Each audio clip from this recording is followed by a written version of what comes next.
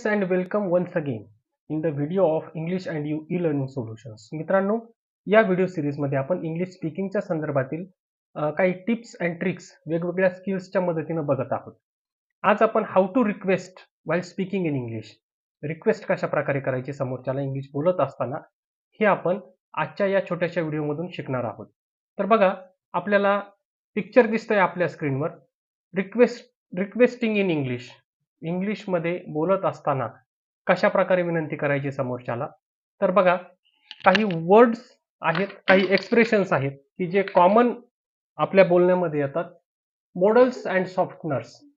While speaking English use model verbs, म्हणजेच helping verbs पण आपण त्याला म्हणतो, सहाय्यकारी क्रियापदे. आपण इंग्लिश जर बोलत असताना अशा प्रकारचे मॉडल्स किंवा सॉफ्टनर्स वापरू शकतो. आपल्याला स्क्रीनवर दिसते बघा एक example. Rahul, can you help me with this? It is a casual style or informal style. Informal कधी बोलायचंय तर ज्यावेळेस आपण आपल्या क्लोज व्यक्तींशी बोलत आहोत, फ्रेंड्स असतील, फॅमिली मेंबर्स असतील किंवा रिलेटिव्ह असतील, त्यांच्याशी बोलत असताना आपण कॅज्युअली बोलतो. Rahul, can you help me with this? म्हणजे त्या एक्सप्रेशन मध्ये राहुलला रिक्वेस्ट केलेली आहे कोणीतरी कशाची, मदत करण्यासंदर्भात.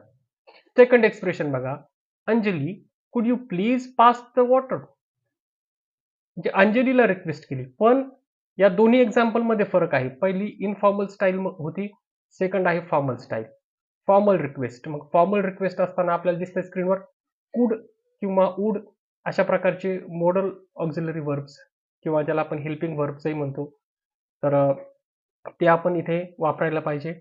आणि त्या पद्धतीने आपण फॉर्मल स्टाईलने आपले सिनियर्स असतील, कलिग्स असतील किंवा ऑफिसमधील बॉस असतील, इतरांशी बोलताना, या अशा व्यक्तींशी बोलताना आपल्याला फॉर्मल स्टाईल वापरत असताना कुड, वुड अशा प्रकारचे वर्ड्स आपण तिथे वापरले पाहिजे.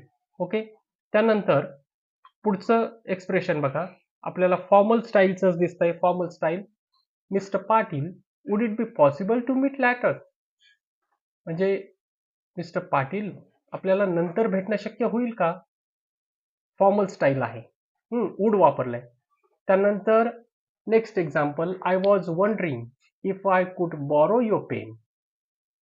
म्हणजे ही पण फॉर्मल स्टाईल वापरली. वंडरिंग किंवा कुड अशा प्रकारचे वर्ड्स जिथे येतात त्यावेळेस आपण त्याला फॉर्मल स्टाईल म्हणू शकतो. त्यानंतर next example, I would like a coffee please. कॉफीची ऑर्डर किंवा कॉफीसाठी रिक्वेस्ट केलेली आहे.